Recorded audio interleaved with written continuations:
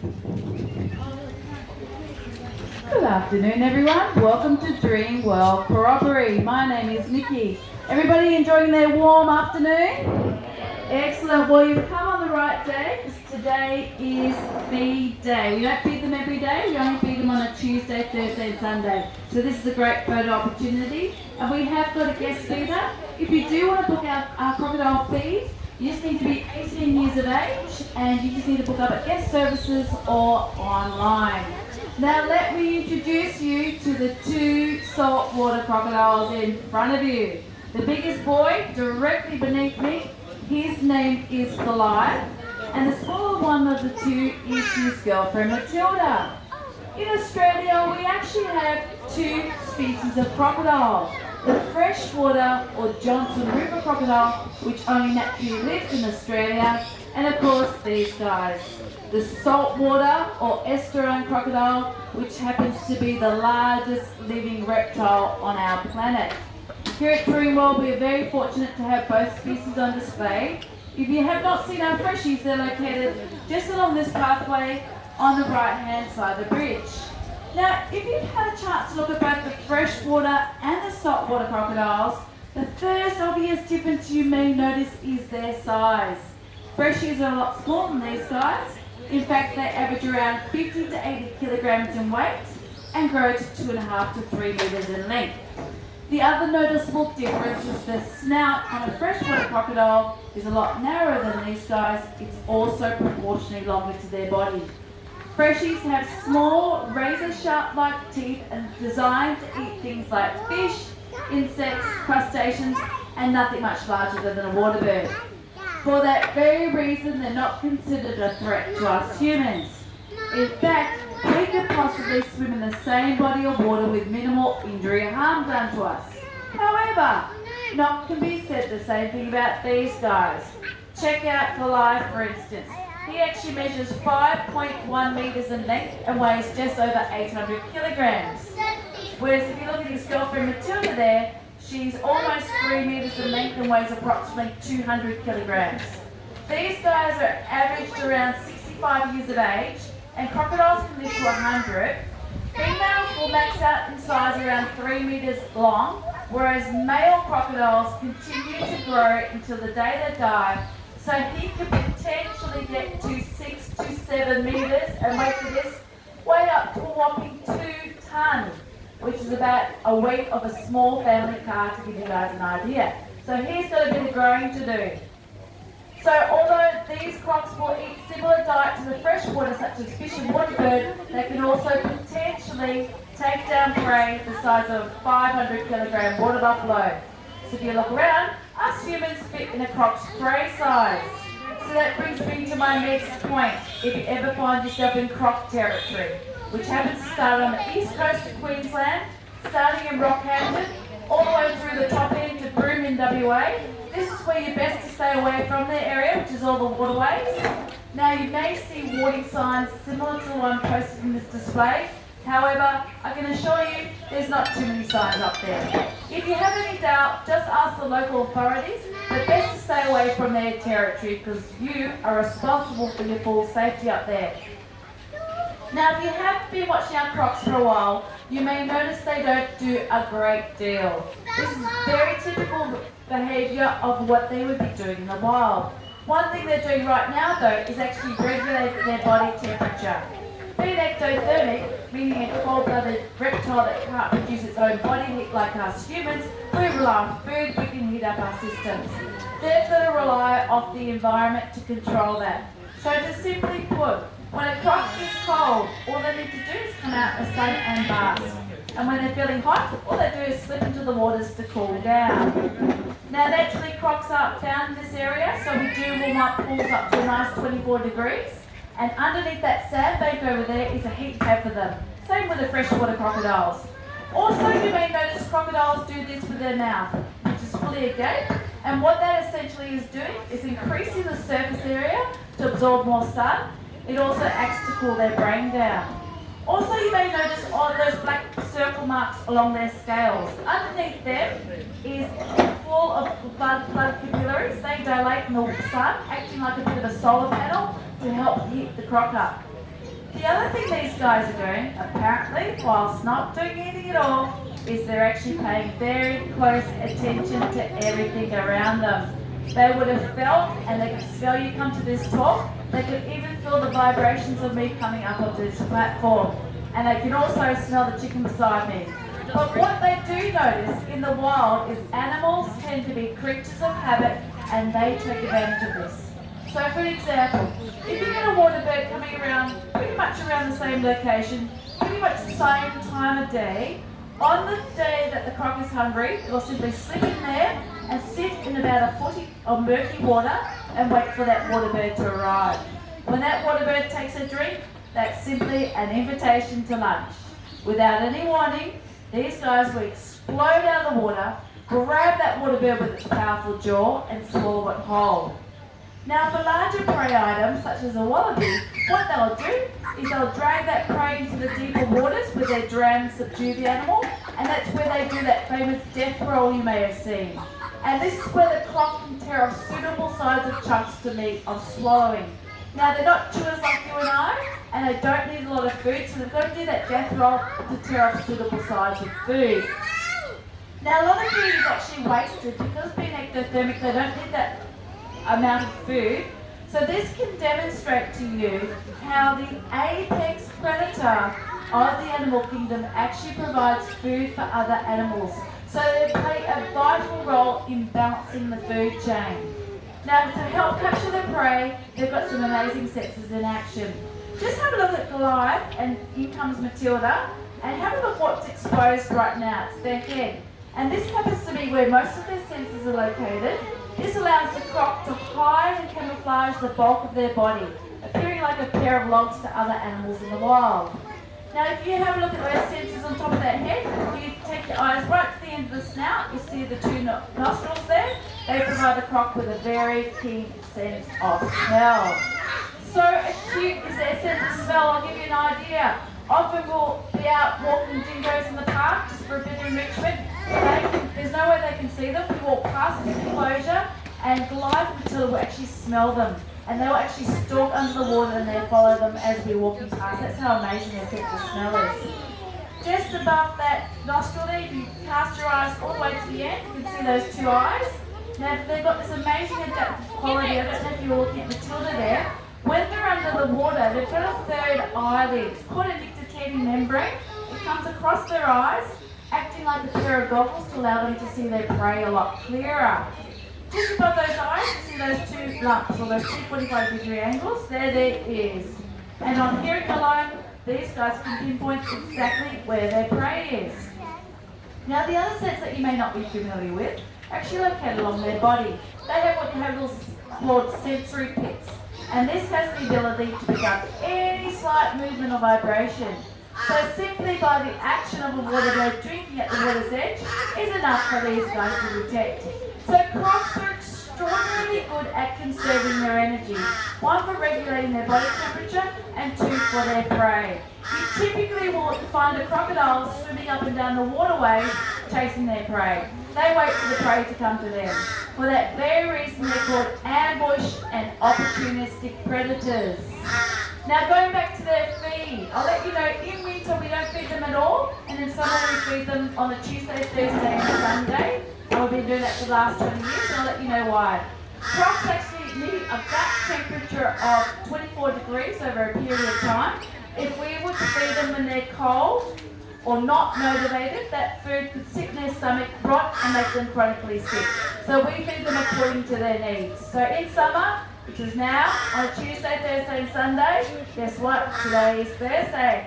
So this is feed day. So with no further ado, I'm going to invite our head reptile keeper, Chris, and our guest here today will be Bev. And I'll let you know why our requirement for a croc feeder needs to be 18 years of age. So as a croc feeder, you are feeding the big boy Goliath. He is 800 kilograms, as I mentioned. So Chris, and we're going to invite Ben. So everyone give Ben and Chris a big welcome clap. Stand back here.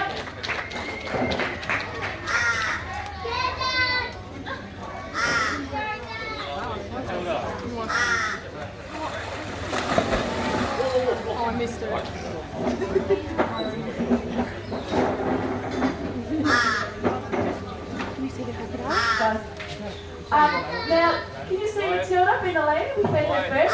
yards to us.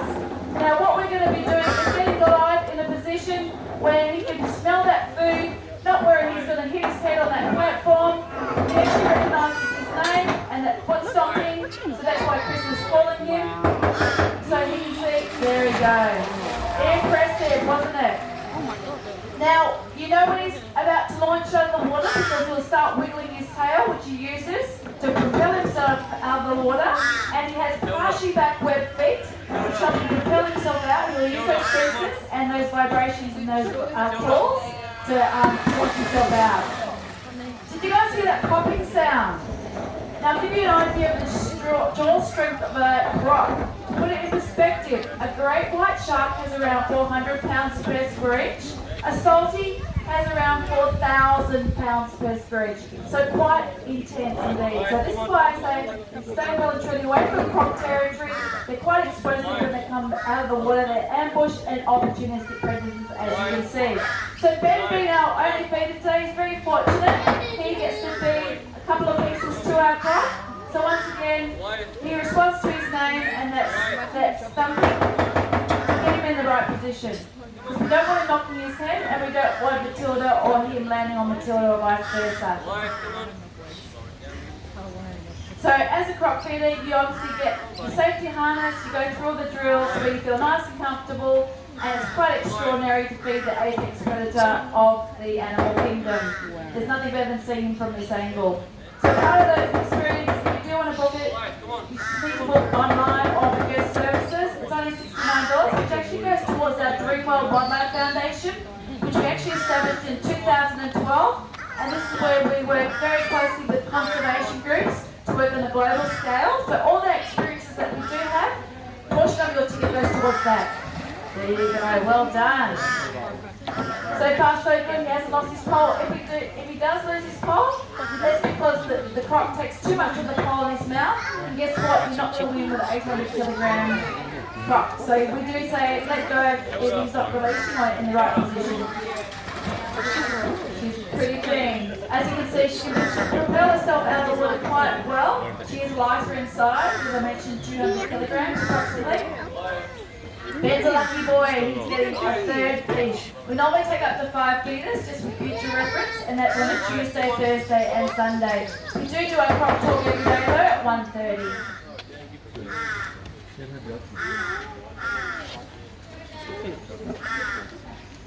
So we can see there's a little bit of interest there.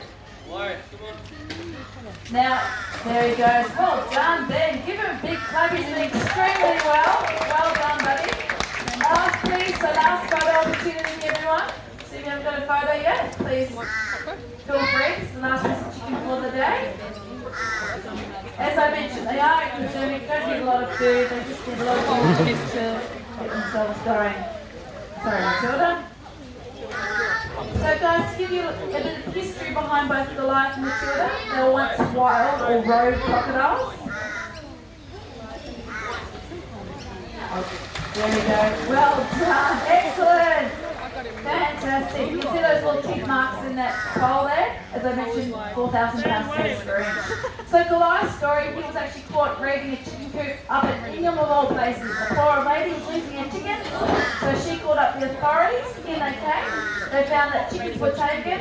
They couldn't find Goliath. Day 2, more chickens taken. No Goliath. Day 3, day 4. He actually outsmarted them for a full week. He's quite impressive indeed. Finally, they got a hold of it and they relocated him to Karana. Matilda here has a similar story. She was caught hassling the fishermen up at Port Douglas. She was expecting all the offcuts from the boat. She got a little bit ambitious, a little bit cheeky, started nudging some of those boats, expecting that food. She was deemed dangerous to that local fishing community, so she too was relocated. In 1999 for Goliath, in year 2000 for Matilda, they've been both brought here to Dreamworld, and since they've been brought together, it's been a match made in heaven. She has bred successfully every year. So you guys cast your eyes to the far right and then close, you will see a palm tree.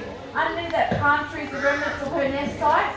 About 2-3 months ago she did lay. Typically in the wild, the breeding season for a female croc is November through to March. She'll construct that nest out of the environment, such as twigs and branches and dirt and sand, which acts like an incubator or an oven for her eggs. In the wild, they'll lay around 90 hard-shelled eggs. She's typically been laying about 40 to 60 hard-shelled eggs. There she'll cover the top, and what a female lacks up inside, she'll make up a chin afterwards. She'll guard that nest site with her life. Anyone coming close in up to half a kilometre radius, or they will be basically attacked or taken. So please stay well and truly away from croc territory. 3 months later, that's the incubation for croc eggs. They'll hatch. The female will go back into the nest site, she'll incubate the top, and she'll assist the juveniles down to the water's edge. Now this is how incredible and mature the female is. Some of those eggs don't hatch naturally. A female will delicately roll those eggs in her mouth to help prise those eggs apart and assist those juveniles down to the water's edge without actually crushing them. So that's how maternal she is. Then she'll stay about 3 to 6 months with the juveniles, like a little bit of a nursery, and then from that point onwards the croc is on its own. But only 1 in 4 crocs make it through the adulthood, and the reason being is most baby crocs are eaten by other crocodiles, birds of prey, fish and eels. So there's actually a very high mortality rate. Here at Dreamworld though, did you know that's hatch naturally? And you know why? Firstly, the life would likely eat them. Secondly, if you look at that fence line in front of you, you'll see a nice little gap around your feet. A baby croc will quite easily slip underneath there. Or the bird of prey happens to scoop one of those juveniles up and accidentally drop them in the waterways on the Gold Coast. Dreamworld would be in a bit of strife. So what we do is we go and rape her nest site and remove those eggs delicately and put them in an incubator to ensure the survival and that the life doesn't eat them. Now being 65 years of age, the eggs don't seem to be too viable in recent years, but in the past we have had success. Now you're wondering, how do we remove eggs? It's a very interesting state of affairs. We do relocate Matilda to another enclosure where she feels nice and secure. We have Goliath stationed where he is now with vocalization and just keeping him in this position, which we just do with basically keeping our eyes on him. We have a number of key spotters in the enclosure on the outside, and we have Chris, our head reptile keeper, that's been doing this all for a week, just getting folks, for the last 10-15 years. He'll go in and delicately remove those eggs and put them on an incubator. So guys, have a look at how impressive these crocs are. They haven't changed much in 200 million years. You're basically looking at the living dinosaurs of today. Thank you very much to Ben and Chris for our great crop feed today, and thank you audience for listening very intently.